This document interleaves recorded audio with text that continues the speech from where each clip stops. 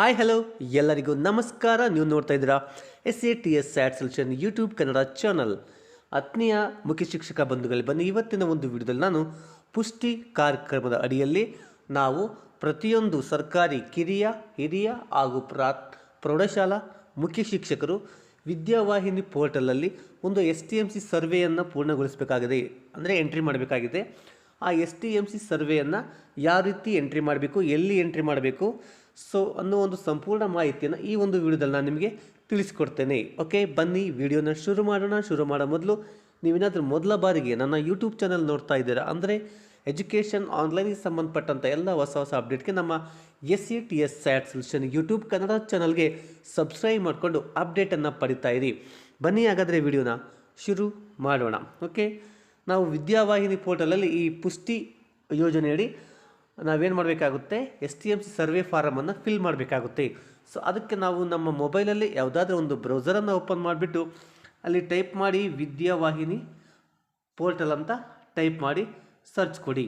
Search ಕೊಟ್ಟಾಗ ಇಲ್ಲಿ ಮೊದಲೇ ಲಿಂಕ್ ಬರುತ್ತೆ ನೋಡಿ, ವಿದ್ಯಾವಾಹಿನಿ ಅಂತ. ಅದ್ರ ಮೇಲೆ ಕ್ಲಿಕ್ ಮಾಡಿ ನೋಡ್ಬೋದು, ಸಮಗ್ರ ಶಿಕ್ಷಣ ಕರ್ನಾಟಕ ವಿದ್ಯಾವಾಹಿನಿ ಅಂತ ಬಂತು. ಇಲ್ಲಿ ಇಲಾಖೆಯ ಬಳಕೆದಾರರು ಅಂತ ಇದೆಯಲ್ವಾ, ಇಲ್ಲಿ ಯೂಸರ್ ಐಡಿಯನ್ನು ಎಂಟ್ರಿ ಮಾಡಬೇಕು. ಇಲ್ಲಿ ಯೂಸರ್ ಐಡಿ ಏನಿರುತ್ತಪ್ಪ ಅಂದರೆ small HM followed by our school dies code, ಅಂದರೆ ಸ್ಮಾಲ್ HM ಹಾಕ್ಬಿಟ್ಟು ನಮ್ಮ ಶಾಲೆಯ ಡೈಸ್ ಕೋಡ್ ಹಾಕಬೇಕು, ಅದೇ ಯೂಸರ್ ನೇಮ್ ಆಗಿರುತ್ತೆ. ಪಾಸ್ವರ್ಡ್, ನೀವು ಇದಕ್ಕೆ ಏನು ಪಾಸ್ವರ್ಡ್ ಸೆಟ್ ಮಾಡ್ಕೊಂಡಿರ್ತೀರಿ. ನಾವು ವಿದ್ಯಾವಾಹಿನಿಯಲ್ಲಿ ಹಲವಷ್ಟು ಪ್ರೋಗ್ರಾಮ್ಗಳನ್ನು ಎಂಟ್ರಿ ಮಾಡಿರ್ತೇವೆ. ಗಣಿತ ಕಲಿಕಾ ಆಂದೋಲನ ಮಾಹಿತಿ ಇರ್ಬೋದು, ಗ್ರಂಥಾಲಯ ಮಾಹಿತಿ ಇರ್ಬೋದು, ಕಲಿಕೋತ್ಸವ ಮಾಹಿತಿ ಇರ್ಬೋದು. ಸೊ ಹೀಗೆ ಸುಮಾರಷ್ಟು ನಾವು ಮಾಹಿತಿಯನ್ನು ಎಂಟ್ರಿ ಮಾಡಿರ್ತೇವೆ. ಆ ಒಂದು ಸಂದರ್ಭದಲ್ಲಿ ನೀವೇನು ಪಾಸ್ವರ್ಡ್ ಸೆಟ್ ಮಾಡ್ಕೊಂಡಿದ್ರಿ ಆ ಒಂದು ಪಾಸ್ವರ್ಡನ್ನು ಇಲ್ಲಿ ಹಾಕಿ. ಒಂದು ವೇಳೆ ನಿಮಗೆ ಪಾಸ್ವರ್ಡ್ ಗೊತ್ತಿಲ್ಲ ಅಂದರೆ ಇಲ್ಲೇನಿದೆ ಫರ್ಗಟ್ ಪಾಸ್ವರ್ಡ್ ಅಂತ ಇದೆ, ಆ ಫರ್ಗಟ್ ಪಾಸ್ವರ್ಡ್ ಮೂಲಕ ನೀವು ಪಾಸ್ವರ್ಡನ್ನು ರಿಕವರಿ ಮಾಡ್ಕೊಳ್ಳಿ. ಓಕೆ, ಹಾಗೂ ನಿಮಗೆ ಪಾಸ್ವರ್ಡ್ ಬರಲಿಲ್ಲ ಅಂದರೆ ನಿಮ್ಮ ಬ್ಲಾಕ್ ಅಂತದ ಪ್ರೋಗ್ರಾಮರನ್ನು ಕಾಂಟ್ಯಾಕ್ಟ್ ಮಾಡಿ ನಿಮ್ಮ ಪಾಸ್ವರ್ಡನ್ನು ನೀವು ಸೆಟ್ ಮಾಡ್ಕೊಳ್ಳಿ. ಸೆಟ್ ಮಾಡಿಕೊಂಡು ಇಲ್ಲಿ ನೀವು ಲಾಗಿನ್ ಆಗಬೇಕು. ಲಾಗಿನ್ ಆದ ನಂತರ ಇಲ್ಲಿ ನೋಡ್ಬೋದು, ಇಲ್ಲಿ ಮೇಲ್ಗಡೆ ನಿಮ್ಮ ಶಾಲೆಯ ಹೆಸರು ಬರುತ್ತೆ. ಸೊ ಇಲ್ಲಿ ಹಾಗೆ ಸ್ಕ್ರಾಲ್ ಮಾಡ್ತಾ ಬನ್ನಿ. ಹಾಗೆ ಸ್ಕ್ರಾಲ್ ಮಾಡ್ತಾ ಬಂದಾಗ ಇಲ್ಲಿ ಒಂದು ಆಪ್ಷನ್ಸ್ ಕಾಣ್ತದೆ ನೋಡಿ, STMC ಸಮೀಕ್ಷೆ 2023-24 STMC ಸರ್ವೆ 23-24 ಅಂತ ಇದೆಯಲ್ಲ, ಅದ್ರ ಮೇಲೆ ಕ್ಲಿಕ್ ಮಾಡಿ. ಅದ್ರ ಮೇಲೆ ಕ್ಲಿಕ್ ಮಾಡಿದರೆ ನಮಗೆ ಈ ರೀತಿಯ ಒಂದು ಇನ್ಫಾರ್ಮೇಷನ್ ಸಿಗುತ್ತೆ, ಸರಿನಾ. ಇಲ್ಲಿ ಒಂದು ವೇಳಾಪಟ್ಟಿಯನ್ನು ಇಲ್ಲಿ ಕೊಟ್ಟಿದ್ದಾರೆ, ಆ ವೇಳಾಪಟ್ಟಿಯನ್ನು ನೀವು ನೋಡ್ಕೋಬೋದು. ಸೊ ಈಗ ನಾವು ಮಾಹಿತಿ ಎಂಟ್ರಿ ಮಾಡಬೇಕಂದ್ರೆ ಎಲ್ಲಿಗೆ ಹೋಗಬೇಕಪ್ಪ ಅಂದರೆ ಇಲ್ಲಿ ನೋಡಿ ಮಾಹಿತಿ ಅಂತ ಇದೆಯಲ್ವಾ, ಅದರ ಮೇಲೆ ಕ್ಲಿಕ್ ಮಾಡಿಕೊಂಡ್ರೆ ನಮಗೆ ಸುಮಾರಷ್ಟು ಆಪ್ಷನ್ಸ್ ಬರುತ್ತೆ. ಮೊದಲನೇದು ಬಳಕೆದಾರ ಮಾರ್ಗದರ್ಶಿ ಅಂತ ಇದೆ, ಅಂದರೆ ಇದನ್ನ ಯಾವ ರೀತಿ ಎಂಟ್ರಿ ಮಾಡಬೇಕು ಅನ್ನೋ ಒಂದು ಮಾಹಿತಿ ಬೇಕಂದರೆ, ಒಂದು ಕೈಪಿಡಿ ಮ್ಯಾನ್ಯುಯಲ್ ಬೇಕಂದರೆ ಅದ್ಮೇಲೆ ಕ್ಲಿಕ್ ಮಾಡಿ ನಿಮಗೆ PDF ರೂಪದಲ್ಲಿ ಒಂದು ಮ್ಯಾನ್ಯುಯಲ್ ನಿಮಗೆ ಸಿಗುತ್ತೆ. ಅದನ್ನ ಮಾಹಿತಿ ಓದ್ಕೊಂಡು ನಿಮ್ಗೆ ಏನೇನು ಮಾಹಿತಿ ಅಂತ ಬೇಕಾಗಿತ್ತು ಅಂತ ಕಲೆಕ್ಟ್ ಮಾಡಿಕೊಂಡು ನಿಮ್ಮ ಮಾಹಿತಿಯನ್ನು ತುಂಬಿದರೆ ಸುಲಭ ಆಗುತ್ತೆ. ನೆಕ್ಸ್ಟ್ ಇಲ್ಲಿ ಶಾಲಾ ಹಂತದ ಪ್ರಶ್ನಾವಳಿ ನಮೂದಿಸಿ ಅಂತ ಇದೆ, ಶಾಲಾ ಹಂತದ ಪ್ರಶ್ನಾವಳಿ ಸಲ್ಲಿಕೆ ಅಂತ ಇದೆ, ಕ್ಲಸ್ಟರ್ ಮೌಲ್ಯೀಕರಣ ಅಂತ ಸುಮಾರಷ್ಟು ಆಪ್ಷನ್ಸ್ ಇದೆ. ಈಗ ಮೊದಲಿಗೆ ನಮಗೆ 3 ರೀತಿಯ ಆಪ್ಷನ್ಸ್ ಇದೆ ನಮ್ಮ ಶಾಲೆಯಲ್ಲಿ STMC ಸರ್ವೆಯನ್ನು ಎಂಟ್ರಿ ಮಾಡೋದಕ್ಕೆ. ಏನಪ್ಪ ಆಪ್ಷನ್ಸ್ 1, ಮೊದಲನೇ ಆಪ್ಷನ್ ಏನಿದೆ, ನಮ್ಮ ಶಾಲೆಯಲ್ಲಿ ಪ್ರಸ್ತುತ STMC ಕಾರ್ಯನಿರ್ವಹಿಸ್ತಾ ಇದೆ, ಆ ಪ್ರಸ್ತುತ ಕಾರ್ಯನಿರ್ವಹಿಸ್ತಕ್ಕಂಥ ಎಲ್ಲ STMC ಅವರ ಮಕ್ಕಳು ನಮ್ಮ ಶಾಲೆಯಲ್ಲಿ ಓದ್ತಾ ಇದ್ದಾರೆ. ಇದು ಒಂದು ರೀತಿಯ ಆಪ್ಷನ್ಸ್ ಆದರೆ, ನೆಕ್ಸ್ಟ್ ಇನ್ನೊಂದು ರೀತಿ ಇದೆ. ಏನಪ್ಪ ಅಂದರೆ ನಮ್ಮ ಶಾಲೆಯಲ್ಲಿ ಅಟ್ ಪ್ರೆಸೆಂಟ್ ಏನು ಓದ್ತಾ ಇದ್ರಲ್ವ, ಆ STMC ಅಧ್ಯಕ್ಷರಲ್ವ, ಆ ಅಧ್ಯಕ್ಷರ ಮಕ್ಕಳು ನಮ್ಮ ಶಾಲೆಯಲ್ಲಿ ಓದ್ತಾ ಇಲ್ಲ. ಅಂಥ ಸಂದರ್ಭದಲ್ಲಿ ಯಾವ ರೀತಿ ಎಂಟ್ರಿ ಮಾಡಬೇಕು. ನೆಕ್ಸ್ಟ್ ಮೂರನೇದಿದೆ ನೋಡಿರಿ, ನಿಯಮದ ಪ್ರಕಾರ STMCಯನ್ನು 3 ವರ್ಷಗಳಿಗೆ ಒಂದು ಸಾರಿ ನಾವು ರಚನೆ ಮಾಡಬೇಕು. ಕೆಲವು ಕಾರಣಾಂತರಗಳಿಂದ 3 ವರ್ಷಕ್ಕಿಂತ ಅಧಿಕವಾದರೂ STMC ರಚನೆ ಆಗಿರುವುದಿಲ್ಲ. ಅಟ್ ಪ್ರೆಸೆಂಟ್ ಹೊಸ STMC ರಚನೆ ಆಗಿರುವುದಿಲ್ಲ. ಅಂಥ ಟೈಮಲ್ಲಿ ನಾವು ಯಾವ ರೀತಿ ಮಾಹಿತಿಯನ್ನು ಎಂಟ್ರಿ ಮಾಡಬೇಕು ಅನ್ನೋ ಒಂದು ಸಂಪೂರ್ಣ ಮಾಹಿತಿ ಈ ಒಂದು ವಿಡಿಯೋದಲ್ಲಿ ನಾನು ನಿಮಗೆ ಕೊಡ್ತಾ ಹೋಗ್ತೇನೆ. ಸೊ ಮೊದಲಿಗೆ ನಾನೇನು ಮಾಡ್ತೇನೆ, ಅಟ್ ಪ್ರೆಸೆಂಟ್ STMC ಚಾಲ್ತಿಯಲ್ಲಿದೆ ಅಂತಹ ಶಾಲೆಯವರು ಯಾವ ರೀತಿ ಮಾಹಿತಿಯನ್ನು ಸಲ್ಲಿಸಬೇಕು ಅಂತ ನಾನು ನಿಮಗೆ ತೋರಿಸ್ತೇನೆ. ಮೊದಲಿಗೆ ಇಲ್ಲಿ ಶಾಲಾ ಹಂತದ ಪ್ರಶ್ನಾವಳಿ ನಮೂದಿಸಿ ಅಂತ ಇದೆಯಲ್ವಾ, ಎರಡನೇ ಆಪ್ಷನ್ನು, ಅದ್ರ ಮೇಲೆ ಕ್ಲಿಕ್ ಮಾಡ್ಕೋಬೇಕು. ಕ್ಲಿಕ್ ಮಾಡಿಕೊಂಡ್ರೆ ಇಲ್ಲಿ ಒಂದನೇ ಆಪ್ಷನ್ ನಿಮಗೆ ಸಿಕ್ಕೋಗುತ್ತೆ, ಶಾಲೆಯ ಸಾಮಾನ್ಯ ಮಾಹಿತಿ ಅಂತ. ಈಗ ಒಂದೊಂದೇ ಮಾಹಿತಿ ನೋಡ್ತಾ ಹೋಗೋಣ. ಶಿಕ್ಷಣ ಹಕ್ಕು ಅಧಿನಿಯಮ 2009 ಇದರ ಅಡಿಯಲ್ಲಿ STMC ರಚನೆ ಆಗಿದೆ ಅಂತ ಕೇಳುತ್ತೆ. ಇಲ್ಲಿ ಹೌದು ಅಥವಾ ಇಲ್ಲ ಅಂತ ಇದೆ, ಹೌದು ಮೇಲೆ ಕ್ಲಿಕ್ ಮಾಡ್ತೇನೆ. ಸೊ ಹೌದು ಮೇಲೆ ಕ್ಲಿಕ್ ಮಾಡಿದರೆ ಇಲ್ಲಿ ನಮ್ಮ ಡೈಸ್ ಕೋಡ್ ಆಧಾರದ ಮೇಲೆ ಕೆಲವು ಇನ್ಫಾರ್ಮೇಷನ್ನು ಬಂದಿರುವ ಇನ್ಫಾರ್ಮೇಷನ್ ಒಂದ್ಸರಿ ಚೆಕ್ ಮಾಡ್ಕೊಳ್ಳಿ. ಇಲ್ಲಿ ಮುಖ್ಯ ಶಿಕ್ಷಕರ ಅಥವಾ ಪ್ರಭಾರಿ ಮುಖ್ಯ ಶಿಕ್ಷಕರ ಹೆಸರು ಅಂತ ಇದೆ. ಇಲ್ಲಿ ಶಾಲೆ ಹೆಸರು ಬಂದಿರುತ್ತೆ, ಅದನ್ನು ನೀವು ತೆಗೆದು ನಿಮ್ಮ ಪ್ರೆಸೆಂಟ್ ಇರ್ತಕ್ಕಂಥ ಮುಖ್ಯ ಶಿಕ್ಷಕರ ಹೆಸರು ಮತ್ತು ಅವರ ಮೊಬೈಲ್ ಸಂಖ್ಯೆಯನ್ನು ಹಾಕಿ.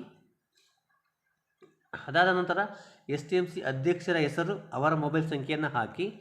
ನೆಕ್ಸ್ಟ್ ಈಗ STMC ಅಧ್ಯಕ್ಷರ ಮಗು ಏನಿದೆಯಲ್ಲ ಆ ಮಗುವಿನ SATS ನಂಬರ್ ಹಾಕಿದರೆ ಇಲ್ಲಿ ಉಳಿದ ಆ ಮಗುವಿನ ಹೆಸರು, ತಂದೆ ಹೆಸರು, ತಾಯಿ ಹೆಸರು ಇದು ಆಟೋ ಫೆಚ್ ಆಗುತ್ತೆ. ಓಕೆನಾ. ನೆಕ್ಸ್ಟ್ ಅಧ್ಯಕ್ಷರ ಲಿಂಗವನ್ನು ಆಯ್ಕೆ ಮಾಡಿಕೊಳ್ಳಿ. ನೆಕ್ಸ್ಟ್ ಅವರ ಒಂದು ಶೈಕ್ಷಣಿಕ ಗುಣಮಟ್ಟವನ್ನು ನೀವು ಆಯ್ಕೆ ಮಾಡಿಕೊಳ್ಳಿ. ಅದಾದ ನಂತರ ಅವರ ಒಂದು ವೃತ್ತಿಯನ್ನು ನೀವು ಆಯ್ಕೆ ಮಾಡಿಕೊಳ್ಳಿ. ಸುಮಾರಷ್ಟು ಆಪ್ಷನ್ಸ್ ಇದೆ, ಅವರು ಯಾವ ವೃತ್ತಿಯನ್ನು ಆಯ್ಕೆ ಮಾಡ್ಕೊಳ್ಳಿ. ಅವರ ಒಂದು ಸಾಮಾಜಿಕ ವರ್ಗವನ್ನು ನೀವಿಲ್ಲಿ ಆಯ್ಕೆ ಮಾಡ್ಕೊಳ್ಳಿ. ಆಯ್ಕೆ ಮಾಡಿಕೊಂಡು ನೀವೇನು ಮಾಡಬೇಕಾಗುತ್ತೆ, ಸೇವ್ ಒಂದು ಆಪ್ಷನ್ ಮೇಲೆ ಕ್ಲಿಕ್ ಮಾಡಬೇಕಾಗುತ್ತೆ.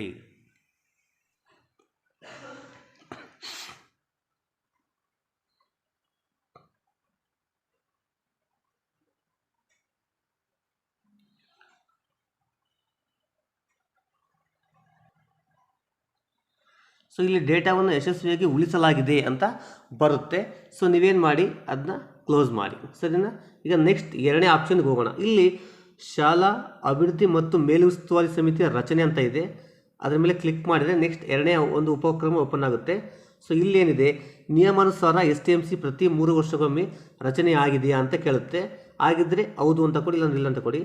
ಚಾಲ್ತಿಯಲ್ಲಿರುವ STMC ರಚನೆಯಾದ ದಿನಾಂಕವನ್ನು ಹಾಕಬೇಕು. ಮತ್ತು ಎಷ್ಟು ಪೋಷಕ ಪ್ರತಿನಿಧಿಗಳ ಸಂಖ್ಯೆ ಇದ್ದಾರೆ ಅವ್ರ ಸಂಖ್ಯೆಯನ್ನು ಹಾಕಬೇಕು. ಪ್ರಸ್ತುತ ಶಾಲೆಯಲ್ಲಿ STMC ಸದಸ್ಯರ ಸಂಖ್ಯೆ ಇದೆಯಾ ಅಂತ ಇಲ್ಲಿ ಆಪ್ಷನ್ಸು ಇದ್ದರೆ ಹೌದಂತ ಹಾಕಬೇಕು. ಪ್ರಸ್ತುತ ಶಾಲೆಯಲ್ಲಿ ಇರ್ತಕ್ಕಂಥ STMC ಸದಸ್ಯರ ಸಂಖ್ಯೆಯನ್ನು ಹಾಕಬೇಕು. ಅದರಲ್ಲಿ ಪೋಷಕ ಪ್ರತಿನಿಧಿಗಳು ಪದನಿಮಿತ್ತ, ನಾಮನಿರ್ದೇಶಿತ ಹಾಕಬೇಕು.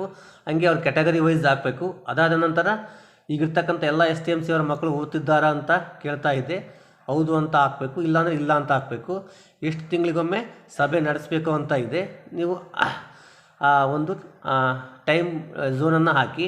ಅದಾದ ನಂತರ 23-24ರಲ್ಲಿ ಎಷ್ಟು ಸಭೆ ನಡೆದಿದ್ದಾವೆ ಮತ್ತು ಸರಾಸರಿ ಶೇಕಡ ಅವರ ಭಾಗವಹಿಸುವಿಕೆ ಎಷ್ಟಿತ್ತು. ಆಮೇಲೆ ಈಗ ಇರ್ತಕ್ಕಂಥ STMC ಅವರು ಎಲ್ಲ ಅವರು ಕರ್ತವ್ಯಗಳ ಬಗ್ಗೆ ತರಬೇತಿ ಪಡೆದುಕೊಂಡಿದ್ದಾರಾ ಅಂತ ಇದೆ. ಪಡೆದುಕೊಂಡಿದ್ರೆ ಎಷ್ಟು ಜನ ತರಬೇತಿಯನ್ನು ಪಡೆದುಕೊಂಡಿದ್ರು ಅಂತ ಹಾಕಬೇಕಾಗುತ್ತೆ. ಅದಾದ ನಂತರ ಇಲ್ಲಿ ಒಂದು ಗ್ರೂಪ್ ಫೋಟೋವನ್ನು ನೀವು ಅಪ್ಲೋಡ್ ಮಾಡಬೇಕಾಗುತ್ತೆ. ಅಪ್ಲೋಡ್ ಮಾಡಿಬಿಟ್ಟು ಸೇವ್ ಮೇಲೆ ಕ್ಲಿಕ್ ಮಾಡಿ. ಇಲ್ಲಿ ನೀವು ತೀರಾ ಇತ್ತೀಚೆಗೆ ಸಭೆ ನಡೆಸಿದ ಅಥವಾ STMC ಒಂದು ಗ್ರೂಪ್ ಫೋಟೋವನ್ನು ಹಾಕಬೇಕು. ಅದಕ್ಕೊಂದು ಶೀರ್ಷಿಕೆಯನ್ನು ಕೊಡಬೇಕಾಗುತ್ತೆ. ಕೊಟ್ಬಿಟ್ಟು ನೀವು ಕನಿಷ್ಠ 2 ಗರಿಷ್ಠ 5 ಫೋಟೋಗಳನ್ನು ಅಪ್ಲೋಡ್ ಮಾಡ್ಬೋದು ಅಂತ ಇದೆ. ಸೊ ಇಲ್ಲಿ ಮಾಡಿಬಿಟ್ಟು ಅಪ್ಲೋಡ್ ಫೋಟೋ ಮೇಲೆ ಕ್ಲಿಕ್ ಮಾಡಿದರೆ ನಿಮ್ಮ ಒಂದು ಫೋಟೋಗಳು ಅಪ್ಲೋಡ್ ಆಗುತ್ತವೆ. ಫೋಟೋ ಯಶಸ್ವಿಯಾಗಿ ಅಪ್ಲೋಡ್ ಆಗಿದೆ ಅಂತ ಬರುತ್ತೆ. ಸೊ ಓಕೆ ಮೇಲೆ ಕ್ಲಿಕ್ ಮಾಡಿ.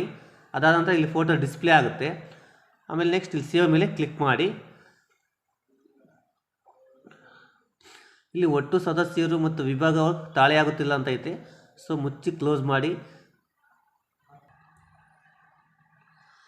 ನೆಕ್ಸ್ಟ್ ಪ್ರಕಾರಗಳು ಮತ್ತು ಜವಾಬ್ದಾರಿಗಳಂತ 3ನೇ ಆಪ್ಷನ್ ಇದೆ. ಸೊ ಇದರಲ್ಲಿ ಏನಿದೆಯಪ್ಪ ಅಂದರೆ ಶಾಲೆ ಬಿಟ್ಟ ಮಕ್ಕಳ ಒಂದು ಶಾಲೆ ಬಿಟ್ಟ ಮಕ್ಕಳ ಬಗ್ಗೆ ಇದೆ ನೋಡಿ. ಇಲ್ಲಿ ನಿಮ್ಮ ಶಾಲಾ ವ್ಯಾಪ್ತಿ 23-24ನೇ ಸಾಲಿನಲ್ಲಿ ದಾಖಲಾಗದ ಮಕ್ಕಳ ಸಂಖ್ಯೆ, ಶಾಲೆ ಬಿಟ್ಟ ಮಕ್ಕಳ ಸಂಖ್ಯೆ, ಅವರನ್ನು ಮತ್ತೆ ವಾಪಸ್ ಮುಖ್ಯವಾಹಿನಿಗೆ ತರುವಲ್ಲಿ STMC ಪಾತ್ರ, ಅದ್ರ ಬಗ್ಗೆ ಇದೊಂದಿಷ್ಟು ಮಾಹಿತಿ ಇದೆ ನೋಡಿ. ಇದಿಷ್ಟು ಮಾಹಿತಿಯನ್ನು ನೀವು ಓದಿಕೊಂಡು ನಿಮಗೆ ಅನ್ವಯ ಆಗ್ತಕ್ಕಂಥ ಮಾಹಿತಿನ ಇಲ್ಲಿ ತುಂಬ್ತಾ ಹೋಗಿ. ನೆಕ್ಸ್ಟ್ 4ನೇ ಪಾಯಿಂಟ್ ಏನಿದೆಯಪ್ಪ ಅಂದರೆ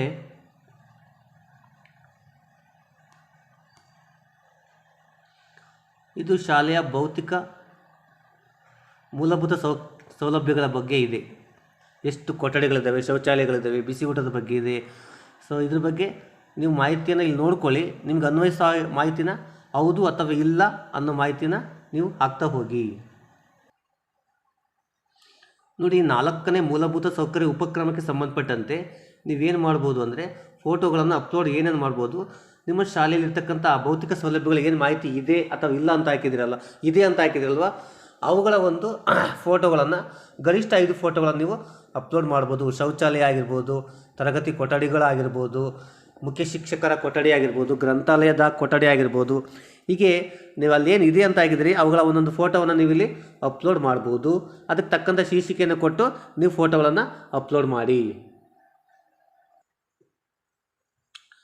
ನೆಕ್ಸ್ಟ್ 5ನೇ ಆಪ್ಷನ್ ಬಂದುಬಿಟ್ಟು ಶಿಕ್ಷಣ ಹಕ್ಕು ಕಾಯ್ದೆ ಅನ್ವಯ ಶೈಕ್ಷಣಿಕ ಅವಕಾಶಗಳು ಏನೆಲ್ಲ ಇದ್ದಾವೆ ಅಂತ ನೋಡೋದಾದರೆ 23-24ನೇ ಸಾಲಲ್ಲಿ ಕನಿಷ್ಠ ಕಲಿಕಾ ಬೋಧನಾ ಅವಧಿಗಳನ್ನು ನೀವು ಲಾಸ್ಟ್ ಇಯರ್ದು ಬೋಧನಾವಧಿಗಳು LPS ಅಂದರೆ ಕನಿಷ್ಠ 200 ಮೇಲಿರಬೇಕು, HPS ಅಂದರೆ 220 ಮೇಲಿರಬೇಕು.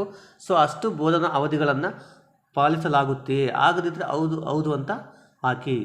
23-24ನೇ ಸಾಲಿನ ಒಂದು ಬೋಧನಾ ಶಾಲೆ ನಡೆದ ದಿನಗಳ ಸಂಖ್ಯೆಯನ್ನು ನಾವಿಲ್ಲಿ ಹಾಕಬೇಕಾಗುತ್ತೆ. ಅದಾದ ನಂತರ ಪ್ರತಿ ವಾರ 45 ಕಲಿಕಾ ಪ್ರಕ್ರಿಯೆ ಅವಧಿಗಳನ್ನು ಸಿದ್ಧತೆ ಮತ್ತು ಪರಿಹಾರವನ್ನು ಒಳಗೊಂಡಂತೆ ಬಳಸುತ್ತಿದ್ದಾರೆ ಅಂತ ಇದೆ. ಹೌದು ಇಲ್ಲ ಭಾಗಶಃ ನಿಮಗೆ ಅನ್ವಯ ಆಗ್ತಕ್ಕಂಥ ಮಾಹಿತಿನ ಹಾಕಿ. ತರಗತಿವಾರ ಅವಶ್ಯಕತೆಗೆ ತಕ್ಕಂತೆ ಕಲಿಕಾ ಸಾಮಗ್ರಿಗಳ ಲಭ್ಯತೆ ಅಂತ ಇದೆ. ಇದ್ದರೆ ಹೌದು ಅಂತ ಹಾಕಿ, ಇಲ್ಲ ಅಥವಾ ಭಾಗಶಃ ಅಂತ ಹಾಕಿ. ಗ್ರಂಥಾಲಯ ಲಭ್ಯತೆ ಅಂತ ಇದೆ, ಇದ್ದರೆ ಇದೆ ಅಂತ ಹಾಕಿ, ಇಲ್ಲ ಅಂದರೆ ಇಲ್ಲ ಅಂತ ಹಾಕಿ. ನೆಕ್ಸ್ಟ್ ತರಗತಿಗೆ ಅನುಗುಣವಾಗಿ ಅಗತ್ಯಕ್ಕೆ ತಕ್ಕಷ್ಟು ಕ್ರೀಡಾ ಸಾಮಗ್ರಿಗಳ ಲಭ್ಯತೆ ಅಂತ ಇದೆ ಅಥವಾ ಇಲ್ಲ ಅಂತ ಹಾಕಿ. ನೆಕ್ಸ್ಟ್ ಮೇಲ್ಕಂಡ ಸೌಲಭ್ಯಗಳು ಶಾಲೆ ಇಲ್ಲವಾದರೆ ಮತ್ತು ನೀವು ಮನವಿ ಸಲ್ಲಿಸಿದ್ದೀರಾ ಅವೆಲ್ಲ ಪಡೆಯೋದಕ್ಕೆ ಮನವಿ ಸಲ್ಲಿಸಿದರೆ ಹೌದು ಅಂತ ಹಾಕಿ, ಇಲ್ಲ ಅಂದರೆ ಇಲ್ಲ ಅಂತ ಹಾಕಿ. ದಾನಿಗಳಿಗೆ ಮನವಿಯನ್ನು ಸಲ್ಲಿಸಿದ್ರೆ ಹೌದು ಅಂತ ಹಾಕಿ, ಇಲ್ಲ ಅಂದರೆ ಇಲ್ಲ ಅಂತ ಹಾಕಿ. ಸಂಪನ್ಮೂಲ ವ್ಯಕ್ತಿಗಳಿಂದ ವಿದ್ಯಾರ್ಥಿಗಳಿಗೆ ಮಾರ್ಗದರ್ಶನ ನೀಡಿದರೆ ಹೌದು ಅಂತ ಹಾಕಿ, ಇಲ್ಲಾಂದರೆ ಇಲ್ಲ ಅಂತ ಹಾಕಿ. ಸೇವ್ ಮೇಲೆ ಕ್ಲಿಕ್ ಮಾಡಿ. ಸೊ ನೆಕ್ಸ್ಟ್ ಇದಕ್ಕೆ ಹೋಗೋಣ. ನೆಕ್ಸ್ಟ್ 6ನೇ ಪಾಯಿಂಟು ಶಿಕ್ಷಕರ ಕರ್ತವ್ಯಗಳ ಅನುಪಾಲನೆ. ಶಿಕ್ಷಕರ ನಿರಂತರ ಮತ್ತು ಸಕಾಲಿಕ ಹಾಜರಾತಿ ಅಂತ ಇದೆ ಅಥವಾ ಇಲ್ಲ ಅಂತ ಹಾಕಿ. ಇಲ್ಲಿ ಅಧಿಕೃತ ಗೈರುಹಾಜರಿ, ಅನಧಿಕೃತ ಗೈರುಹಾಜರಿ ಎಂಟ್ರಿಗಳನ್ನು ಹಾಕಿ. ಅಧಿಕೃತ ಗೈರುಹಾಜರಿ ಅಂದರೆ ಶಿಕ್ಷಕರು ರಜೆಗಳು, ತರಬೇತಿ, ಸಮಾರಂಭ, ಶಾಲೆ ಇತರ ಕೆಲಸಗಳಿಗೆ ಮಾನವ ದಿನಗಳನ್ನು ನಮೂದಿಸಿ ಎಷ್ಟು ಗೈರು ಹಾಜರಾಗಿದ್ದಾರೆ ಅಂತ. ಅನಧಿಕೃತ ಗೈರುಹಾಜರಿ ಏನಾದರೂ ಇದ್ದರೆ ಅವನ್ನ ಇಲ್ಲಿ ಹಾಕಬೇಕಾಗುತ್ತೆ. ನೆಕ್ಸ್ಟ್ ಶೈಕ್ಷಣಿಕ ವರ್ಷದಲ್ಲಿ ಶಾಲಾ ಪ್ರಾರ್ಥನಾ ಸಮಯದಲ್ಲಿ STMC ಅಧ್ಯಕ್ಷರು ಹಾಜರಾಗಿದ್ದಲ್ಲಿ ಆ ಒಂದು ಎಷ್ಟು ಇಲ್ಲಿ ಆಯ್ಕೆ ಮಾಡಿ ಅಂತ ಇದೆ. ಪ್ರತಿದಿನ ಬರ್ತಾರೋ, ವಾರಕ್ಕೆ 2 ಸಲ ಬರ್ತಾರೋ, ವಾರಕ್ಕೆ 3 ಸಲ ಬರ್ತಾರೋ, ವಾರಕ್ಕೊಮ್ಮೆ ಅಥವಾ ಹಾಜರಾಗುವುದಿಲ್ಲ ಅಂತ ಇದೆ. ಸೊ ನಿಮಗೆ ಅನ್ವಯ ಆಗ್ತಕ್ಕಂಥ ಮಾಹಿತಿಯನ್ನು ಹಾಕಿ. ನಿಗದಿತ ಪಠ್ಯವಸ್ತುವನ್ನು ನಿಗದಿತ ಅವಧಿಯಲ್ಲಿ ಕಲಿಸಲಾಗುತ್ತಿದೆ ಅಂತ ಇದೆ. ನೆಕ್ಸ್ಟ್ ಸೇವಾನಿರತ ಶಿಕ್ಷಕರು ಪಡೆದ ತರಬೇತಿಗಳನ್ನು ತರಗತಿಯಲ್ಲಿ ಅನ್ವಯ ಮಾಡಿಕೊಂಡಿದ್ದನ್ನು ಪರಿಶೀಲಿಸಲಾಗಿದೆ ಅಂತ ಇದೆ. ಮಕ್ಕಳ ಕಲಿಕಾ ಮಟ್ಟವನ್ನು ಕಾಲಕಾಲಕ್ಕೆ ಮೌಲ್ಯಮಾಪನ ನಡೆಸಿ ಈ ಮಾಹಿತಿ ನೀಡಲಾಗಿದೆ ಅಂತ ಇದೆ. ಕಾಲಕಾಲಕ್ಕೆ ಪೋಷಕರ ಸಭೆಗಳನ್ನು ನಡೆಸಿ ಮಕ್ಕಳ ಕಲಿಕಾ ಅಗರತಿ ಇವುಗಳನ್ನು ಹಂಚಿಕೊಳ್ಳಲಾಗಿದೆ ಅಂತ ಇದೆ. ನೆಕ್ಸ್ಟ್ ಬಂದುಬಿಟ್ಟು ಶೈಕ್ಷಣಿಕ ಸಾಲಿನಲ್ಲಿ ನಡೆಸಿದ ಪೋಷಕ ಸಭೆ ಎಷ್ಟು 23-24ರಲ್ಲಿ ಎಷ್ಟು ಪೇರೆಂಟ್ಸ್ ಮೀಟಿಂಗನ್ನು ಮಾಡಿದ್ರಿ ಅಂತ ಇದೆ. ಅಷ್ಟು ನಂಬರ್ಸನ್ನು ಹಾಕಬೇಕು. ನೆಕ್ಸ್ಟ್ ಇಲ್ಲಿ ತಿಂಗಳು ಜುಲೈನಲ್ಲಿ ಎಷ್ಟು ಪೋಷಕರು ಹಾಜರಾಗಿದ್ದರು, ಅವರಿಂದ ಏನಾದರೂ ಅಹವಾಲು ಸ್ವೀಕರಿಸಿದ್ರಾ, ನವಂಬರಲ್ಲಿ, ಫೆಬ್ರವರಿನಲ್ಲಿ ಆ ಮಾಹಿತಿಯನ್ನು ಹಾಕಿಬಿಟ್ಟು ಸೇವ್ ಮೇಲೆ ಕ್ಲಿಕ್ ಮಾಡಿ. ನೆಕ್ಸ್ಟು ಶಾಲೆಯಲ್ಲಿ ಶೈಕ್ಷಣಿಕ ಪರಿಸರ ಅಂತ ಇದೆ. ಶಾಲೆಯಲ್ಲಿ ಶೈಕ್ಷಣಿಕವಾಗಿ ನಿರಂತರ ಮತ್ತು ವ್ಯಾಪಕ ಮೌಲ್ಯಮಾಪನ ನಡೆಯುತ್ತಿದೆಯಾ ಅಂತ ಇದೆ. ಮಕ್ಕಳ ಪ್ರತಿಗೆ ಅನುಗುಣವಾಗಿ ಭಾಗವಹಿಸುವಿಕೆ ಅವಕಾಶವನ್ನು ನೀಡಲಾಗ್ತಿದೆಯಾ ಅಂತ ಇದೆ. ತರಗತಿ ಪ್ರಕ್ರಿಯೆಗಳು ಚಟುವಟಿಕೆ ಆಧಾರಿತ ಅನ್ವೇಷಣಾತ್ಮಕವಾಗಿ ನಡೆಯುತ್ತಿದೆಯಾ ಅಂತ ಇದೆ. ಮಕ್ಕಳು ತಮ್ಮ ಅಭಿಪ್ರಾಯಗಳನ್ನು ಮುಕ್ತವಾಗಿ ಹಂಚಿಕೊಳ್ಳಲು ಅವಕಾಶ ನೀಡಿದೆಯಾ. ಮಕ್ಕಳ ಮಾನಸಿಕ ಮತ್ತು ದೈಹಿಕ ಬೆಳವಣಿಗೆಗೆ ಶಾಲಾ ಪರಿಸರ ಪೂರಕವಾಗಿದೆಯಾ. ಸಾಂಸ್ಕೃತಿಕ ಚಟುವಟಿಕೆಗಳನ್ನು ಉತ್ತೇಜಿಸಲು ಸ್ಥಳೀಯ ಕಲಾವಿದರನ್ನು ಬಳಸಿಕೊಳ್ಳಲಾಗಿದೆಯಾ ಅಂತ ಇದೆ. ನೆಕ್ಸ್ಟ್ ಅಗತ್ಯ ಸುರಕ್ಷತಾ ಮತ್ತು ಜಾಗೃತಿ ಬರಹ ಬೋರ್ಡ್ಗಳನ್ನು ಶಾಲೆಯಲ್ಲಿ ಅಳವಡಿಸಲಾಗಿದೆಯಾ. ಶಾಲಾ ನಾಮಫಲಕ ಯಾವ್ಯಾವಿದವಂತ ಶಾಲಾ ಮಾಹಿತಿ ಫಲಕದಲ್ಲಿ ಅಗತ್ಯವಿರುವ ಎಲ್ಲ ಮಾಹಿತಿಯನ್ನು ಪ್ರಕಟಣೆ ಮಾಡಲಾಗಿದೆ. ಇಲಾಖೆಯ ಲೋಗೋಗಳನ್ನು ಅಳವಡಿಸಲಾಗಿದೆ. SSK MDM ಅವೆಲ್ಲ. ತಂಬಾಕು ನಿಷೇಧ. ನೆಕ್ಸ್ಟ್ ಮಕ್ಕಳ ಸಹಾಯವಾಣಿ, ಅಡುಗೆ ಮನೆ ಮೆನು ಇವೆಲ್ಲ ಯಾವ ಹಾಕಿದೆ ನೀವೆಲ್ಲ ಟಿಕ್ ಮಾರ್ಕ್ ಹಾಕಿ ನೀವೇನು ಮಾಡಬೇಕಾಗುತ್ತೆ, ಸೇವ್ ಮೇಲೆ ಕ್ಲಿಕ್ ಮಾಡಿ. ನೆಕ್ಸ್ಟ್ ಆಪ್ಷನ್ಗೆ ಹೋಗೋಣ. 8ನೇ ಆಪ್ಷನ್ನು ಭಾಗ 1 ಅದರಲ್ಲಿ ಶೈಕ್ಷಣಿಕ ಸಾಧನೆ ಉತ್ತಮಪಡಿಸಲು STMC ಪ್ರಯತ್ನಗಳು ಅಂತ ಇದೆ. ಇಲ್ಲಿ ಭಾಗ 1 ಇದೆ. ಇಲ್ಲಿ ಏನಿದೆ ಅಂದರೆ ಕ್ರಮ ಸಂಖ್ಯೆ ವಿವರಣೆ ಸ್ವೀಕರಿಸಲಾಗಿದೆ ಪ್ರಮಾಣ. ಇಲ್ಲೇನಿದೆ ಹೆಡ್ಡಿಂಗ್ ನೋಡೋಣ. ಶೈಕ್ಷಣಿಕ ಸಾಧನೆ ಉತ್ತಮಪಡಿಸಲು ಮತ್ತು ಗುಣಮ ಕಲಿಕೆಗೆ STMC ಪ್ರಯತ್ನಗಳು. ಇಲಾಖೆಯಿಂದ ಪಡೆದುಕೊಂಡಿರುವ ಸೌಲಭ್ಯಗಳನ್ನು ಹೊರತುಪಡಿಸಿ, ಅಂದರೆ ನಮ್ಮ ಇಲಾಖೆಯಿಂದ ಏನು ಸೌಲಭ್ಯ ಸಿಗ್ತವೆ ನಮ್ಮ ಶಾಲೆಗಳಿಗೆ, ಅವುಗಳನ್ನು ಬಿಟ್ಟು STMC ಅವರು ಶಾಲೆಗೆ ಬೇರೆ ಯಾವೆಲ್ಲ ಗುಣಮಟ್ಟ ಕಲಿಕೆಗೆ ಯಾವೆಲ್ಲ ಪ್ರಯತ್ನಗಳನ್ನು ಮಾಡಲಾಗಿದೆ ಅಂತ ಇಲ್ಲಿ ಮಾಹಿತಿಯನ್ನು ತುಂಬಬೇಕಾಗುತ್ತೆ. ಉದಾಹರಣೆ, ಸ್ಮಾರ್ಟ್ ಕ್ಲಾಸು, ಪ್ರೊಜೆಕ್ಟ್ರು ಇಂಥವೆಲ್ಲ ಏನಾದರೂ ಸ್ವೀಕಾರ ಮಾಡಿದರೆ ಇಲ್ಲಿ ಟಿಕ್ ಮಾಡಿ ಅದನ್ನು ಎಷ್ಟು ಸ್ವೀಕಾರ ಮಾಡಿದ್ದಾರೆ, ಅದರ ಮೌಲ್ಯ ಎಷ್ಟು ಅಂತ ಹಾಕಬೇಕಾಗುತ್ತೆ. ಪ್ರಮಾಣ ಮತ್ತು ಅದರ ಮೌಲ್ಯವನ್ನು ಹಾಕಬೇಕಾಗುತ್ತೆ. ಇಲ್ಲ ಅಂದರೆ ಅನ್ಟಿಕ್ ಮಾಡಿ, ಸರಿನಾ?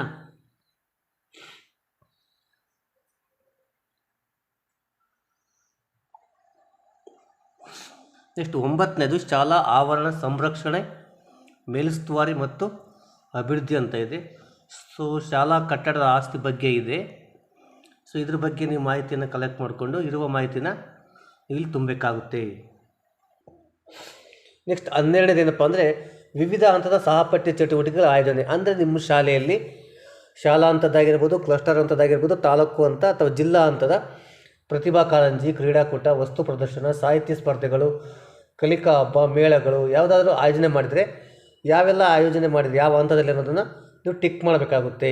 ಟಿಕ್ ಮಾಡಿ ಸೇವ್ ಬಟನ್ ಮೇಲೆ ಕ್ಲಿಕ್ ಮಾಡಿ.